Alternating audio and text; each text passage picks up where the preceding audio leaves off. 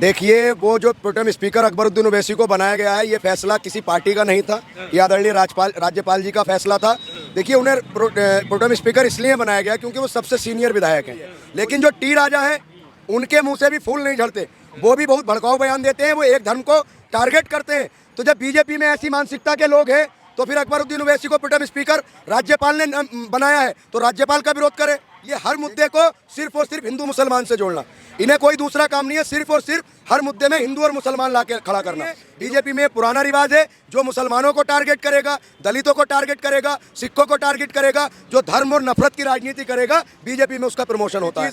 अभी देखिए, जुम्मे की नमाज के लिए राज्यसभा में आधा घंटे का समय दिया जाता था, अब उसको खत्म कर दिया। क्या संदेश देना चाहते हैं ये लोग? लेकिन ये एक तबके को परेशान कर कर एक जो नफरती चिंटुओं वाला तबका है, उसे खुश करना चाहते हैं। 5 राज्यों के विधानसभा चुनावों के नतीजों के बाद कांग्रेस का अच्छे नतीजे कांग्रेस के तो नहीं रहे, लेकिन एक राज्य तेलंगाना में कांग्रेस सरकार बनाने में कामयाब रही। लेकिन सबसे बड़ा विवाद कांग्रेस की तेलंगाना को लेकर इसलिए हुआ क्योंकि जब प्रोटेम स्पीकर अकबरुद्दीन ओवैसी का नाम शामिल हुआ और अकबरुद्दीन ओवैसी को प्रोटेम स्पीकर बनाया गया, आरोप ये लगे कि कांग्रेस एक ही राज्य में जीती और हिंदुओं को या हिंदू धर्म का अपमान करने वाले को प्रोटेम स्पीकर अकबरुद्दीन ओवैसी को बनाया गया है।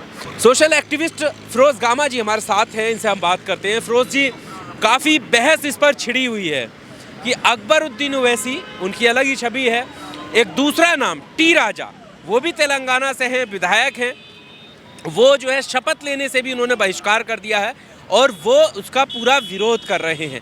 तो किस तरह की राजनीति है, इसे कैसे देखते हैं आप? देखिए, वो जो प्रोटेम स्पीकर अकबरुद्दीन ओवैसी को बनाया गया है, ये फैसला किसी पार्टी का नहीं था, ये आदरणीय राज्यपाल जी का फैसला था। देखिए, उन्हें प्रोटेम स्पीकर इसलिए बनाया गया क्योंकि वो सबसे सीनियर विधायक हैं। वो 6 बार लगातार चंद्रयान गुट्टा जो कॉन्स्टिट्यूंसी है, उससे लगातार 6ठी बार चुनकर आए हैं। और देखिए, जहाँ सवाल उनका विवाद का है, जो टी राजा हैं, अगर मैं मानता चलो अकबरुद्दीन ओवैसी एक तरीके से ये लोग कहते हैं कि भड़काऊ नेता है, उन्होंने गलत सलत बयानबाजी की है। देखिए, अगर उन्होंने गलत बयानबाजी की है तो उसकी सज़ा मिली है। लेकिन जो टी राजा हैं, उनके मुंह से भी फूल नहीं झड़ते। वो भी बहुत भड़काऊ बयान देते हैं, वो एक धर्म को टारगेट करते हैं।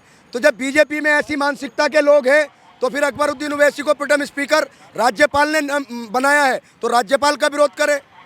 देखिए, जिस तरीके से देखिए इनकी मेंटिलिटी है, ये हर मुद्दे को सिर्फ और सिर्फ हिंदू मुसलमान से जोड़ना, इन्हें कोई दूसरा काम नहीं है। सिर्फ और सिर्फ हर मुद्दे में हिंदू और मुसलमान लाके खड़ा करना। इन्होंने इस मुद्दे को हिंदू और मुसलमान से लाकर जोड़ दिया, ताकि जो बीजेपी का जो मजबूत बैकबोन बनाया है इन्होंने हिंदू तत्व के नाम पर, जो हिंदुओं को गुमराह करके हिंदुओं का वोट लेने के लिए ये ऐसे ही मुद्दों को उठाते हैं। इन्होंने टी राजा का जो बहिष्कार है उसको किस तरह से देखते हैं? टी राजा के बयान, उनके बयान भी काफ़ी जो है दूसरे मुसलमान पक्ष के लिए काफ़ी खतरनाक। देखिए, टी राजा का तो एक बयान ऐसा भी है कि देश का हर बच्चा सिया राम कहेगा और इस देव भूमि पर ना इस्लाम रहेगा।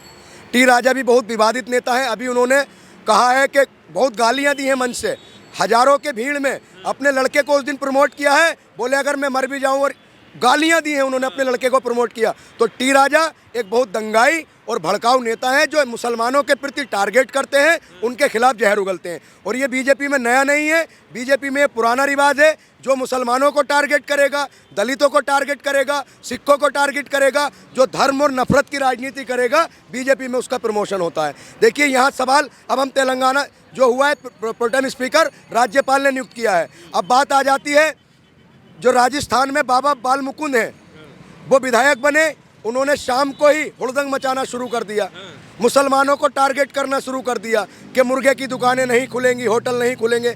तो देखिए, इनका सीधा सिद्धांत है, ये शिक्षा ये नहीं दे पाते, रोजगार ये नहीं दे पाते, किसी भी हर सेक्टर में ये फेल हुए हैं। तो इनके पास सिर्फ एक ही हथियार है, केवल और केवल हिंदू और मुसलमान। अब दूसरी चीज़, अभी देखिए, जुम्मे की नमाज के लिए राज्यसभा में आधा घंटे का समय दिया जाता था, अब उसको ख़त्म कर दिया। क्या संदेश देना चाहते हैं ये लोग? ये लोग क्या मुसलमानों को ही टारगेट करके, दलितों को टारगेट करके, या देश में अराजकता का माहौल फैला के ही राजनीति करेंगे? देखिए, पर इसके पीछे की वजह ये बताई जाती है ना कि देखिए, पूरा देश संविधान से चलेगा, यहाँ ना इसमें कोई ऊपर ना कोई नीचे, किसी को एक्स्ट्रा क्यों? सवाल ये है। देखिए, संविधान से देश चलेगा, लेकिन संविधान हमें हमारे धर्म की हमारे पूजा अर्चना की, नमाज की, आराधना की, हर चीज़ की अधिकार हमारा फंडामेंटल राइट्स देता है हमें। तो देखिए देश संविधान से ही चलेगा, लेकिन संविधान में हर धर्म के लिए अपना प्रचार प्रसार करने की, पूजा नमाज अर्चना करने की पूरी इजाज़त दी जाती है। तो ये लोग आखिर क्या चाहते हैं? ये लोग देश का भाईचारा ख़त्म करना चाहते हैं क्या? इसी तरीके से 2024 का चुनाव लड़ेंगे? आपने देखा होगा राजस्थान का चुनाव कन्हैया लाल के ऊपर ही लड़ लिया। फ़र्क इतना था कि कन्हैया लाल की हत्या करने वाले मुस्लिम थे, गोगा मेडी जी की हत्या हो गई, उस पर कोई स्टेटमेंट आया? फ़र्क इतना है कि उसकी हत्या करने वाले नॉन मुस्लिम हैं। अगर वो भी मुस्लिम होते तो ये लोग बहुत ज़्यादा टांडप करते। अब आपको क्या लग रहा है, जैसे 3 राज्यों में बीजेपी आई है पूर्ण बहुमत से, तो अब आपको लग रहा है कि स्थिति मुसलमानों के प्रति नफरत बढ़ेगी या क्या, किस तरीके का देखते हैं? देखिए ऐसा नहीं है बीजेपी को मुस्लिमों ने वोट नहीं दिया। अल्पसंख्यक आयोग होता, बहुत से ऐसे पदाधिकारी होते हैं, बहुत से कार्यकर्ता होते हैं जो मुस्लिम हैं, उन्होंने वोट दिया है। लेकिन ये एक तबके को परेशान कर कर एक जो नफरती चिंटुओं वाला तबका है उसे खुश करना चाहते हैं। तो ये इनकी मानसिकता है कि हम जब तक हिंदू मुस्लिम करते रहेंगे हमारी सरकार बनती रहेगी। जहाँ सवाल 3 राज्यों का आता है, अगर हम इसको वोट परसेंटेज में जोड़ें तो 9 लाख अधिक वोट कांग्रेस पर आए हैं। देखिए इनकी विचारधारा जो है सिर्फ नफरत की है, लेकिन मैं फिर कहूँगा देश नफरत से नहीं चलेगा, देश भाईचारे से चलेगा, देश हिंदू मुस्लिम एकता से चलेगा। अभी कुछ कमी आई है हिंदू मुस्लिम एकता में? वो भी तो भाईचारे की बात करते हैं, ये सबका साथ सबका विकास की बात करते हैं। सर एक बात बताइए, भरी सदन में एक मुस्लिम सांसद थे कुंवर दानिश अली, उनको भरे सदन में किस तरीके से अपमानित किया गया? जिसने अपमानित किया उसको क्या, उसके खिलाफ आज तक कोई एक्शन हुआ? उसे सज़ा मिलने के बजाय, उसको निष्कासन होने के बजाय उसको राजस्थान के टोंक का प्रभारी बना दिया। प्रभारी किस लिए बनाया? क्योंकि वो गुज्जर समुदाय से आते हैं। तो ये लोग जातिवाद धर्मवाद फैलाते हैं और उनको फिर बाद में कबड्डी का निरोध अध्यक्ष बना दिया। महुआ का तो हो गया नहीं, अब महुआ देखिए, महुआ का हुआ, राहुल गांधी का हुआ, आजम खान का हुआ, अफजाल अंसारी का हुआ, ऐसे बहुत से नाम हैं, संजय सिंह का हुआ, राघव चड्ढा का हुआ। तो देखिए जो इनके खिलाफ, इनके जुल्म के खिलाफ, इनके गलत के खिलाफ आवाज़ उठाएगा ये उसको जेल में डालेंगे, ये उसकी आवाज़ को दबाएंगे। ये लोग नहीं चाहते। देखिए नेल्सन मंडेला जी ने कहा है कि सबसे बड़ा हथियार शिक्षा है।